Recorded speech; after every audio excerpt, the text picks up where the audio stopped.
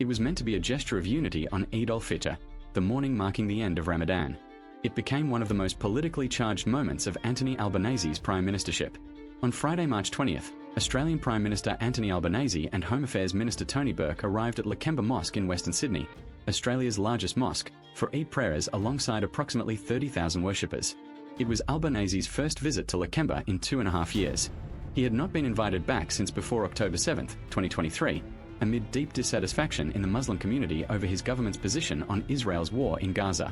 The mosque's secretary Gamal Kier had accepted the visit as an opportunity, he said, for the community to access government and express its concerns directly. He acknowledged it was controversial.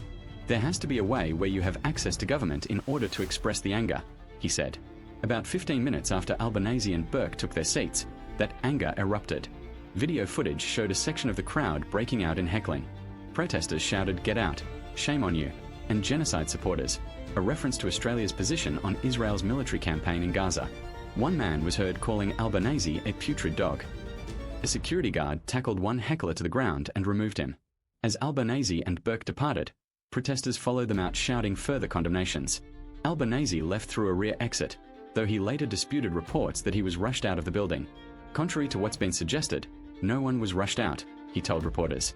"We just sat there." It was dealt with by the community themselves because overwhelmingly they did not want that to occur. He described the overall event as incredibly positive and put the disruption in context of the crowd size. If you've got a couple of people heckling in a crowd of 30,000, that should be put in that perspective, he said. He also offered his own explanation for the protest's intensity, attributing part of it to his government's decision earlier this month to ban the Islamist organization Hizb ut-Tahrir as a prohibited hate group under new legislation prompted by December's deadly Bondi Beach mass shooting.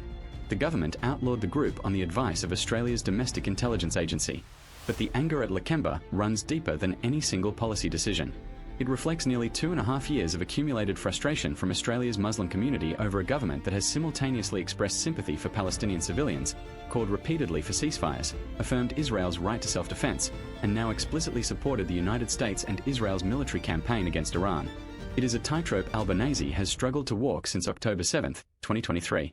And on Eid al-Fitr 2026, in the middle of an active regional war, the tightrope snapped beneath him, publicly, on camera, at the holiest celebration of the Muslim year. This was not the first flashpoint. When Albanese invited Israeli President Isaac Herzog to Australia in February to express solidarity with the Jewish community following the Bondi Beach attack that targeted Jewish worshippers, thousands gathered in Sydney in protest. 27 people were arrested after clashes with police. Australia is not a combatant in the Iran war. It refused Trump's request to send naval vessels to the Strait of Hormuz.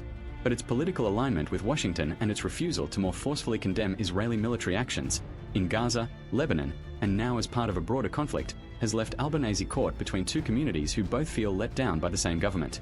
On the morning of Eid, that tension became impossible to contain inside one mosque in Western Sydney.